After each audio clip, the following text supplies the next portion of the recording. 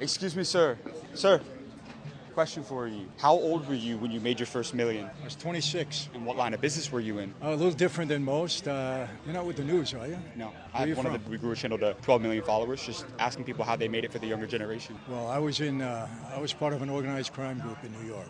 Organized crime? Organized crime, mafia. You were in the mafia? Yeah. How did you get into the mafia? My dad was the underboss of one of the major families, the Colombo family, and my dad proposed me for membership. What's the most amount of money that you made in a single day? Well, let's go for a week. I mean, $10 million in a week. How is that possible? We were defrauding the government out of tax on every gallon of gasoline, and I was selling 500 million gallons of gas a month. Could we interview you for a minute real quick? As long as it's helping the kids, yeah. Is that cool? Yeah. What's the lesson about business you learned from doing business in the mafia that school will never teach somebody? Well, there was a guy that was really in bad shape. I gave him a job. I gave him $3,500 a week back then to go to gas stations and collect my money. Somebody handed him a paper bag, they brought it to me. That was it. After about 6 months, he came to me and asked for a raise. And I said to him, I'm doing you a favor. Well, your problem is you're counting the money in the bag and looking at how much money I'm making and think that you deserve that. I said, so you're fired. But it taught him a lesson.